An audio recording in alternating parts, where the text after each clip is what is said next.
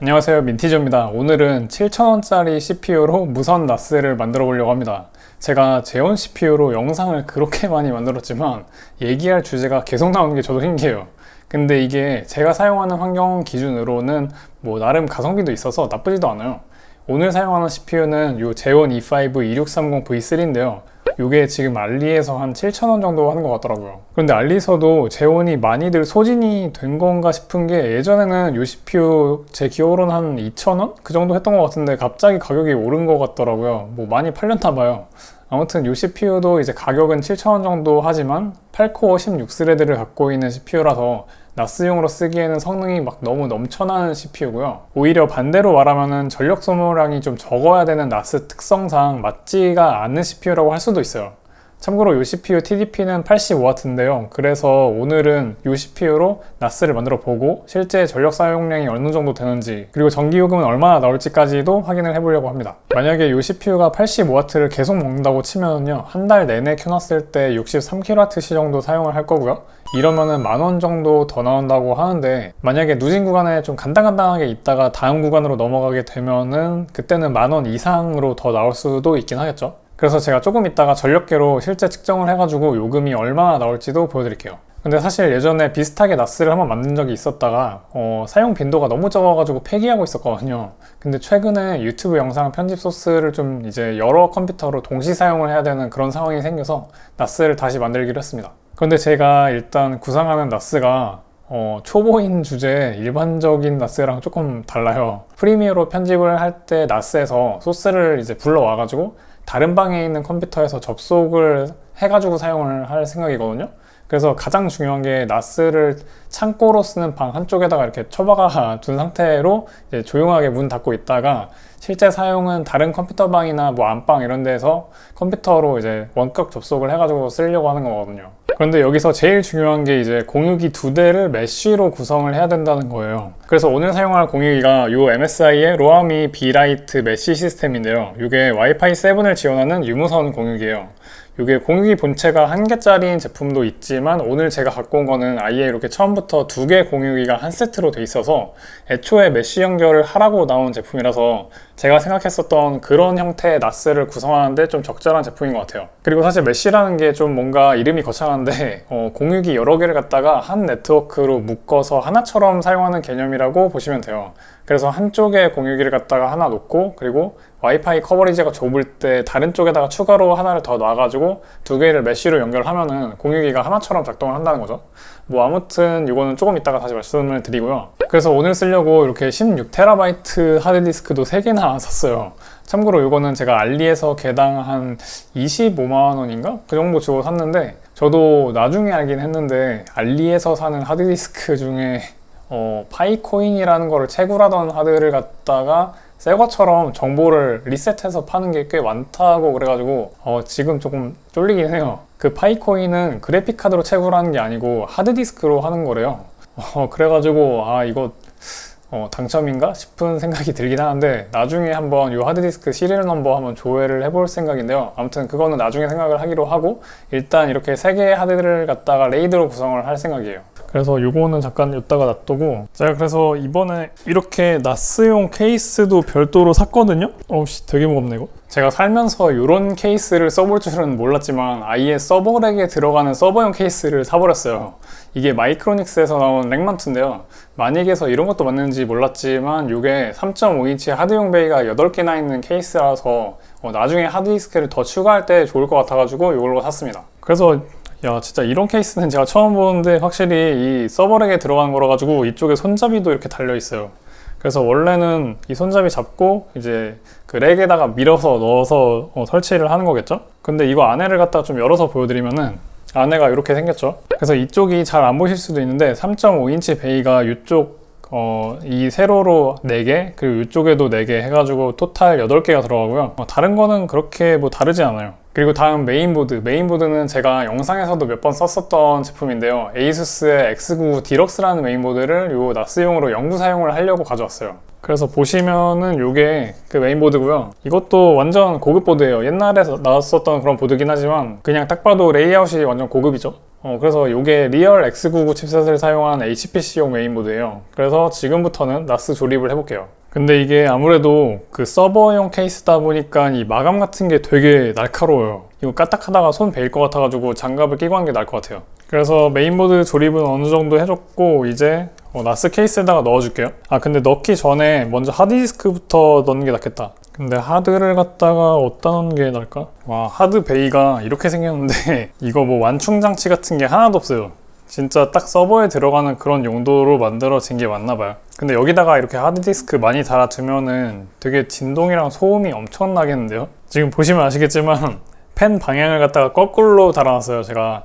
이거는 좀 임시 조치긴 한데 일단 쿨러 사이즈 자체가 이 케이스랑 안 맞더라고요. 이거는 제가 미처 생각을 못했어요. 근데 이 펜 자체도 원래는 이쪽 방향에서 이렇게 불어주는 게 맞긴 하잖아요.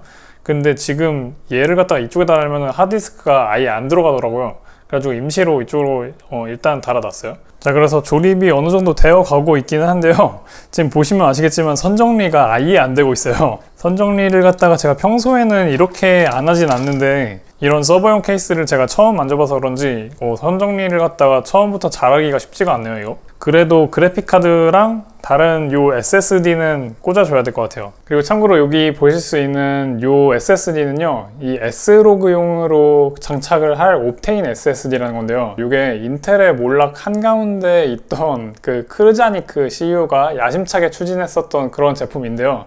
이제는 아무도 안 쓰는 제품이 됐죠. 근데 일반 NVMe SSD보다는 이게 수명이 한 10배 정도로 훨씬 길어가지고 나스 캐싱용으로 쓰려고 가져왔어요. 사실 S로그라는 게 정확히는 캐시는 아니고요. 그 나스에서 사용하는 그 동기 쓰기를 처리할 때 초기 로그를 갖다가 별도 장치에다가 분리를 해둔다고 보시면 되는데 이러면 말이 너무 어렵잖아요. 그러니까 나스 속도를 갖다가 더 빠르게 해주는 일종의 캐시 메모리라고 그냥 퉁치고 넘어갈게요. 그래서 요거랑 그래픽카드 두 개만 장착을 해주면은 일단 대략적으로 조립이 끝날 것 같아요. 그래서 그래픽카드는 뭐 집에서 굴러다니던 그 GTX 1050 Ti를 껴줄 거고요. 그리고 SSD 요거 S로그용 SSD는 요 밑에다가 껴줄게요. 그래서 이렇게 조립 자체는 완료를 했는데요. 오늘 제가 설치를 할 나스 OS는요, 트루나스 스케일이라는 건데요. 이거는 트루나스라는 회사의 홈페이지에서 ISO 파일을 받아가지고 윈도우 설치하듯이 설치하면 되는 OS예요. 그리고 이거는 제가 예전 영상에도 좀 설치 방법을 설명하기도 했고, 그리고 구글 검색하면 많이 나오기도 하고 그래가지고 이 영상에다가 다 넣으면은 길이가 진짜 너무 길어지기 때문에 검색을 해가지고 설치하시는 거를 추천드릴게요. 자, 그래서 나스 하드웨어 설치를 다 완료를 하고 다른 방 컴퓨터에서 나스의 IP 주소로 접속을 하면요, 이렇게 트루나스 화면이 뜨는데요. 여기서 이제 처음에 스토리지 풀을 만들어야 돼요. 그래서 왼쪽 메뉴 중에서 스토리지로 들어가서 풀 만들기를 누르면 이렇게 나오는데, 이 풀 이름은 저는 대충 그냥 데이터라고 넣고 2번 데이터에서 레이드 종류도 막 여러 가지 있는데 저는 레이드 Z1을 선택을 했어요. 이게 최소 드라이브 개수가 3개부터 만들 수가 있는 레이드인데요. 일반적인 레이드로 치면은 레이드 5랑 비슷하다고 합니다. 그리고 그 다음에 디스크 사이즈는 14.55TB 하드디스크 선택을 하면은 자동으로 이제 아래 위스가 3개로 잡히게 돼요. 그런 다음에 나머지는 아무것도 입력 안 하고 Save and Go to Review 요거 버튼을 누르면은 맨 마지막 단계로 가는데, 여기서 이제 풀 생성 버튼을 바로 누르면 됩니다. 그런데 이제 옵테인 SSD를 S로그로 설정을 하는 부분이 남아 있어요. 이거는 일단 풀은 이렇게 완성이 됐지만 위에 보면은 미사용 디스크가 하나 있다고 뜨죠. 여기서 Add to 풀 누르면은 이렇게 SSD가 떠요. 그래서 기존 풀에 추가하는 걸로 누르고, 그리고 Add 디스크 하면은 아까랑 비슷한 화면 뜨는데 여기서 바로 3번 로그 항목으로 가요.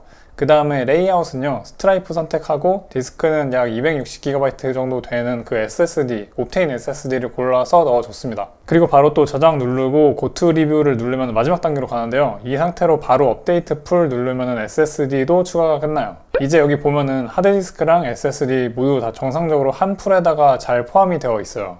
그런데 여기서 추가로 데이터셋이나 공유 범위 설정 같은 것도 해줘야 되는 부분이 약간 더 있는데요. 실제로 해보실 분들은 이것도 구글 링크 좀 살짝 해보시길 추천드려요. 아무튼 그래서 이렇게 나스를 만드는 거는 다 완료를 했는데, 이제 다른 방에서 무선으로 나스에 접속할 수 있게 네트워크를 만들어야 되잖아요. 이거를 MSI 로아미 공유기로 해볼 건데요. 이 공유기의 단점이라고도 할 수가 있는데, 이게 설치 과정이 자세하게 나온 게 매뉴얼이 지금 없는 것 같아요. 그래서 저는 막 혼자 여러 가지 막 삽질을 해보면서 제일 빨리 정확하게 할 수 있는 그런 세팅 방법을 알아냈거든요. 일단 아직 공유기에다가 전원을 안 꽂은 상태에서요, 핸드폰의 플레이스토어나 앱스토어에서 로아미 앱을 설치를 해야 돼요. 이게 제일 중요해요. 그래서 설치를 하고 난 다음에 어플을 켜보면 이렇게 공유기 세팅을 시작을 하거든요. 여기에서 이제 공유기의 전원을 지금 이 상태에서 연결을 해줘요. 중요한 게 여기서는 반드시 공유기 딱 한 개에만 전원 연결을 해야 되는데요. 둘 중에 아무거나 하나에만 연결을 하면 돼요. 그리고 기기에 보시면은 이렇게 QR코드 스티커가 이렇게 있어요. 여기 QR코드 보이죠? 이거를 스캔을 하면은 이렇게 화면이 넘어갑니다. 그리고 나서 버튼 다음 버튼 계속 누르면은 이렇게 나오고요. 공유기에 이렇게 LED 불빛이 나오는데 지금 제가 하나 연결을 해가지고 보여드릴게요. 그래서 전원을 하나 연결을 해보면은 지금 전원 처음에 딱 연결하니까 이쪽에 불빛 나오죠? 파란색으로 불빛이 나오는데 요게 전원을 처음에 연결하면은 이렇게 나오는 게 정상이에요. 그러다가 이제 얘가 준비가 완료가 되면은 요 파란색 불빛이 깜빡깜빡거려요. 이제 그때 어플에 있는 요 장치의 팝업에서 연결 버튼을 누르면 돼요. 그러면은 얘가 한번 이제 더 스캔을 하고 자동으로 잡는데요. 여기서 사용자 이름은 자동으로 어드민으로 들어가고 패스워드는 아까 그 QR코드에 있는 스티커에도 써있고, 그리고 공유기 여기 보시면은 아랫면에 이렇게 여러 가지 정보가 있거든요. 그래서 이 아래쪽에 그 패스워드가 또 붙어 있어요. 그래서 그거를 입력을 하고 로그인을 누르면은 이제 얘를 어디다가 놓고 쓸 건지를 정하는데, 저는 일단 사무실이라고 그냥 고르고 연결 눌렀는데요. 그러면 이렇게 인터넷 연결을 합니다. 그냥 다음 누르고 여기서는 이제 공유기 관리자용 이름이랑 비번 이렇게 정해가지고 넣고, 그 다음에 다음 누르면은 여기서는 와이파이 목록에 띄울 이름이랑 비번을 넣어주고, 그 다음에 또 다음 누르고, 이제 네트워크 생성을 시작을 얘가 자동으로 하고요. 그래서 좀 기다리면 완료가 되고 공유기에다가 핸드폰을 연결하라고 합니다. 그리고 여기서도 조금 기다리면은 이렇게 네트워크 사용 가능하다고 떠요. 그리고 이제 두 번째 공유기를 이 타이밍에 추가를 하는데요. 역시 지금까지는 전원 연결을 안 하고 있다가 지금 타이밍에 전원 연결을 해야 돼요. 그리고 여기 다른 로아미 추가해서 다음 단계 버튼을 누르면요, 아까처럼 파란 불빛이 깜빡깜빡 할 때까지 기다리라고 하는데요. 한 5분 정도? 그 정도 기다리면은 이렇게 깜빡거리게 바뀌어요. 참고로 여기서는 공유기를 놓고 쓸 자리에다가 전원을 연결하지 말고요, 본체 두 개를 갖다가 바로 옆에다가 놓고 요 과정을 하셔야 돼요. 이게 진짜 설명서가 자세히 나온 게 없어가지고 저 혼자 삽질하면서 알아냈는데 시간이 진짜 엄청 오래 걸렸어요. 그래서 여러분들은 이런 삽질을 안 하시길 바라면서, 아무튼 파란색 불빛이 깜빡깜빡 하다가 나중에 초록색 불빛이 깜빡깜빡 하면 네트워크를 찾고 있다는 뜻이거든요. 그리고 여기서 이제 조금 더 한 5분 정도 기다리면은 공유기 두 개 다 LED가 흰색으로 변하면서요, 네트워크 설정이 완료가 됩니다. 그래서 저는 이 상태까지 만들어 놓고 두 번째 공유기에 전원을 갖다가 다시 뺀 다음에 창고방에다가 집어 넣고 다시 거기서 전원을 연결을 한 다음에요, 그 공유기에다가 유선으로 나스랑 연결을 했어요. 그러니까 이 두 번째 공유기에는 별도의 인터넷선을 안 꼽는 거예요. 그냥 전원만 연결을 하고 나스만 램포트에다가 연결을 하는 거죠. 그런 다음에 다른 방에 있는, 이제 메인 방에 있는 첫 번째 공유기에다가 인터넷선이랑 이제 컴퓨터를 갖다 거기다 연결을 하면요, 이제 로아미 공유기끼리 얘네가 와이파이 7 메쉬로 작동을 하니까 무선으로 이제 다른 창고방에 있는 나스를 쓸 수가 있게 됩니다. 그래서 나스에다가 파일 이동 테스트를 해봤는데요, 초당 100MB 정도 나오는 것 같더라고요. 요게 속도가 조금 더 빨랐으면 좋았겠지만 요게 공유기에 있는 유선랜 포트가 1GBps라서 요 정도 속도가 맥시멈이긴 해요. 그리고 이렇게 공유기 두 대를 갖다가 메쉬 구성을 해두면은 최대 163평까지 와이파이 커버리지가 된다고 하는데요.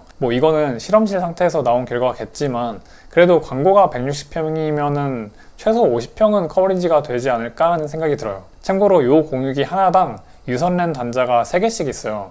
근데 여기 보시면은 요 노란 거는 2.5GBps 짜리고요, 요 흰색 두 개는 1GBps 짜리예요. 그런데 인터넷 연결은 요 노란 단자에만 할 수가 있더라고요. 그리고 와이파이는 5GHz 대역이랑 2.4GHz 대역, 이렇게 두 가지 듀얼 밴드로 사용을 할 수가 있고요. CPU는 1.5GHz 쿼드코어인데 어떤 칩인지는 제가 정확히 모르지만 아무래도 암코어 기반으로 들어가지 않았을까 싶고요. 그리고 메모리는 2GB를 사용한다고 합니다. 그리고 중요한 가격은 이 두 개 합친 구성이 30만원 초반 정도 할 것 같다라고 하는데요, 고성능 공유기 기준으로 하면은 막 무지막지 비싼 느낌까지는 아닌 것 같아요. 그래도 약간은 비싼 느낌이 없진 않죠. 그리고 당연히 무선으로 접속할 수 있는 노트북에서도 와이파이를 잡아가지고 나스에다가 접속을 할 수가 있는데요, 아마 신제품이 아닌 대부분의 노트북 무선 랜은요 와이파이 6까지만 지원을 할 거예요. 근데 그것도 당연히 호환이 되니까 접속하는데 문제는 없겠지만, 이렇게 생긴 와이파이 7용 수신기도 따로 있어요. 그래서 이게 MSI의 B6500 와이파이 7 무선랜 카드인데요. USB 동글 느낌이긴 한데 근데 조금 더 사이즈가 큰? 그래서 별도 이렇게 연장선도 있고요. 이 연장선에다가 이렇게 꼽아주면은 이 모양이 와이파이 7의 7자가 됩니다. 그런데 나스라는 게 사실 사용 전력이 가장 중요한 기기 중에 하나인데 이렇게 만든 나스는요 전기를 얼마나 쓰고 그리고 요금이 얼마나 나올지 최종적으로 제가 확인을 해봤어요. 일단 파일을 전송할 때 사용하는 전력을 측정해봤는데요. 야 이거 제 생각보다는 전기를 꽤 많이 먹더라고요. 이게 하드가 쓰는 전력량도 상당한 것 같아요. 전력계로 재보니까 한 110W 정도? 이 정도로 계속 먹는데 이러면은 전기요금이 대충 계산했을 때 한 달에 한 17,000원 정도 추가가 되는 거거든요. 이러면은 좀 누진 구간 간당한데? 제가 나스 초보라서 그러는데 혹시 시놀로지나 아니면 다른 나스 쓰시는 분들은 한 달에 전기요금 한 얼마 정도 나오는지 댓글 좀 달아주세요. 아무튼 이번에 이렇게 제대로 나스를 만들었으니까 나중에 혹시 외부에서 편집을 하거나 뭐 그럴 때에도 접속을 해가지고 쓸 수 있게 추가적인 세팅도 좀 해나가려고 합니다. 그래서 오늘의 결론은 전기요금 이 정도 맞는 건가?